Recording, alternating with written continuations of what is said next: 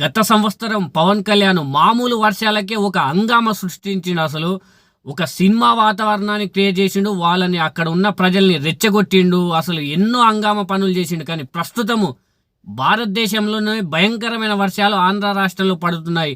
విజయవాడ అంతటి పట్టణం కూడా మునిగిపోయింది. ఎంతో మంది చనిపోయిండ్రు.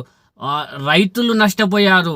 ప్రాణాలు పోతున్నాయి. అయినా కూడా పవన్ కళ్యాణ్ వాళ్ళ ఇంటి నుంచి బయటికి వెళ్ళడం లేదు. అసలు ఎంత ఘోరమైన పరిస్థితుల్లో ఆంధ్ర ప్రజలు ఉన్నారంటే అసలు నిజంగా అధికారం లేనప్పుడు పవన్ కళ్యాణ్ ఒకలాగా ప్రవర్తించిండు. ఇప్పుడు అధికారం వచ్చింది, అతను ఒక మంత్రి, గ్రామీణ మంత్రి అయినా కూడా అసలు ఒక్కసారి ఇప్పటి వరకు ఇంటి నుంచి కాలు బయట పెట్టడం లేదు. ఎంత భయంకరమైన వాతావరణం ఆంధ్రలో ఉందో మనం గమనిస్తూనే ఉన్నాము.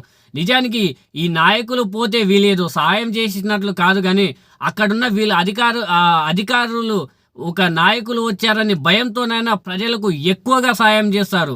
అది మర్చిపోయి కూడా పవన్ కళ్యాణ్ ఇప్పుడు అసలు చలికి భయపడుతున్నాడు, వర్షానికి భయపడుతున్నాడు. కానీ ఇసుంటి పరిస్థితిలో కూడా బయట అడుగు పెట్టలేడు పవన్ కళ్యాణ్.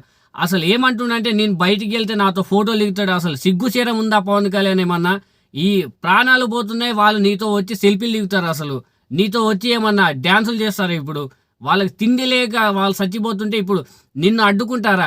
నీ చుట్టూ గుమ్ముకూడతారా? అసలు చెప్పడానికన్నా ఏమన్నా ఉండాలి. అసలు ఇప్పటికన్నా నువ్వు అసలు ఒక ఉప ముఖ్యమంత్రి ఎంత బాధ్యతగా ఉండాలి. అసలు నారా చంద్రబాబు నాయుడు ఒక ముసలోడైనా కూడా అతను రాత్రి పగలు కష్టపడుతూనే ఉన్నాడు.